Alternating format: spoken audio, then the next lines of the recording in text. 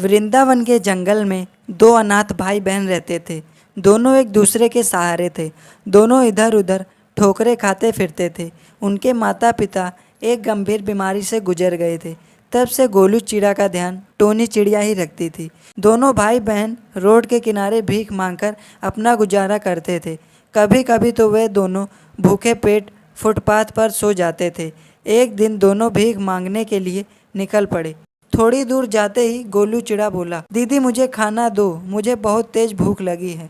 कल से मैंने कुछ नहीं खाया है, मुझसे और भूख बर्दाश्त नहीं हो रही है। गोलू बस थोड़ी देर और रुक जा, हमें कुछ ना कुछ खाने के लिए मिल जाएगा। चल दूसरी तरफ चलते हैं। दोनों दूसरी गली में जाते हैं और दोनों चलते चलते एक घर के बाहर पहुंचते हैं।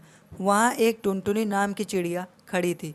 तब टोनी चिड़िया कहती है, आंटी जी हमें कुछ खाने के लिए दे दो, मेरा भाई गोलू कल रात से ही भूखा है, हमें कुछ खाने के लिए दे दो।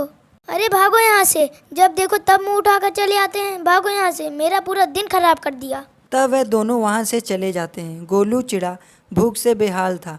वह दोनों रास्ते से जा रहे थे।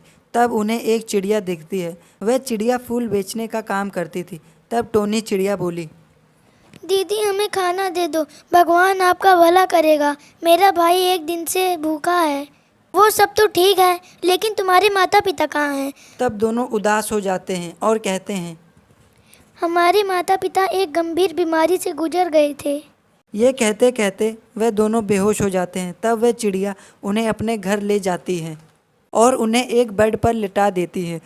थोड़ी देर बाद दोनों बच्चों को होश आता है। तब दोनों की हालत देखकर सुनहरी चिड़िया उन बच्चों को अपने साथ रखने के लिए फैसला करती है। सुनहरी चिड़िया दोनों बच्चों से कहती है, बेटा आज से तुम अनाथ नहीं हो, मैं ही तुम्हारी माँ हूँ। आज के बाद तुम अपने आप को अनाथ कभी मत कहना। माँ क्या हम आपके साथ इस घर में रह सकते हैं?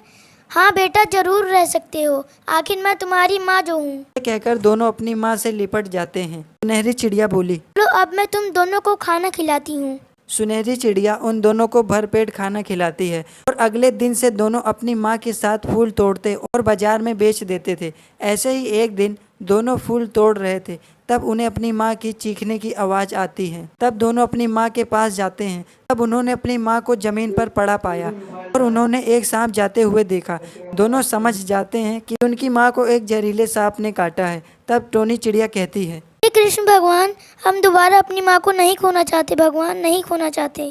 कृष्ण भगवान बच्चों की पुकार सुनते हैं और वहाँ एक चिड़ा का भेष में आते हैं। बच्चों से कहते हैं, अरे बच्चों तुम ऐसे रो क्यों रहे हो? हमारी माँ को एक जहरीले सांप ने काट लिया है, कृपा करके हमारी माँ को बचा लो। तब कृष्ण भगवान अपनी मुरली पंख टोनी के पैर पे फेरते हैं और इस तरह सुनहरी की जान बच जाती है और दोनों बच्चे कृष्ण जी को धन्यवाद देते हैं और अपनी माँ को घर वापस ले आते हैं। और जब सुनहरी को होश आता है तो वह कहती है, बच्चों मुझे तो एक सांप ने काटा था, मैं जिंदा कैसे हो गई?